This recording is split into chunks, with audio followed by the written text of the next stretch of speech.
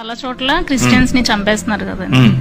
So చంపేసిన వెనకాల ఉన్న వాళ్ళకి ఎందుకు దేవుడు పనిష్ చేయట్లేదు? క్రిస్టియన్స్ ని చంపితేనే దేవుడు పనిష్మెంట్ ఇవ్వాలా, లేకపోతే ఎవరిని చంపినా ఇవ్వాలా? క్వశ్చన్ ఏంటి అని అంటే క్రైస్తవుల, బౌద్ధుల, ముస్లింల, హిందువుల కాదు, ఒక మనిషిని అన్యాయంగా చంపడం. అన్యాయం జరిగిన చోట దేవుడు ఎందుకు ఏం చేయట్లేదు కదా, అంతేనా? హబక్కుకు గ్రంథం అంతా ఇదే. The entire book of Habakkuk is this.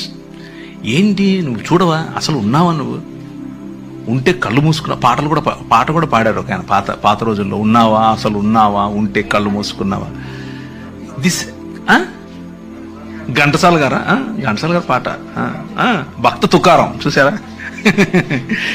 అందరు భక్తులకు ఇదే క్వశ్చన్, మీకొకరికే కాదు, ప్రపంచంలో ఉన్న అన్ని రకాల భక్తులకు. అయితే భక్తులు ఏం ఎక్స్పెక్ట్ చేస్తారంటే జరగంగానే ఆయన కత్తెత్తుకొని వచ్చేసి వేసేయాలనుకుంటారు. But God doesn't work like that. ఆయన అలా పనిచేయడు. ఆయన ఏమంటాడు అని అంటే, నా ప్లాన్ ఒకటి ఉంది, నేను చేస్తున్నా.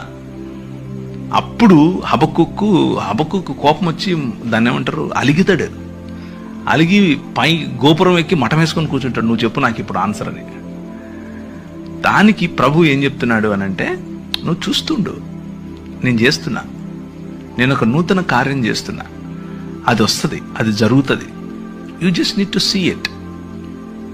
భక్తిహీనులు ఇలా అయిపోతే, భక్తిహీనులు అసలు భక్తి లేని వాళ్ళు మాకంటే తక్కువ నీతి పరులు వచ్చి మాకు బుద్ధి చెప్తారా అనేది ఆయన క్వశ్చన్.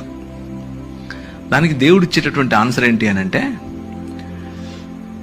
నువ్వు చాలా భక్తిపరుడు అని నువ్వు అనుకుంటున్నావు ఇశ్రాయేలు, యూదా, కానీ తూరు 2-3 సార్లు 4 సార్లు చేసిన తప్పు ఏదైతే ఉందో అది నీలో కూడా జరిగితే నిన్ను కూడా అలాగే పంపిస్తా. దమిష్కు 3 సార్లు 4 సార్లు చేసిన తప్పు ఏదైతే ఉందో అది నీలో ఉంటే నిన్ను కూడా అదే చేస్తా. హోషేయ గ్రంథం అంతా ఇదే. సో చిరుత పులుల వల్ల ఎగిరేటటువంటి గుర్రాలు కలిగినటువంటి కల్దీయులను లేపి మీ మధ్యకు తీసుకొస్తా. ఆ కల్దీయులు మిమ్మల్ని చెరపట్టుకొని పోతారు. మేము హింసింపబడటం నీకు ఇష్టమా అని అడుగుతాడు ఈయన. ఏంటిది ఇలా చేస్తావా అంటే, అందుకే విను జాగ్రత్తగా, నేను ఒక కొత్త పని చేస్తున్నా, నూతనమైనటువంటి పని.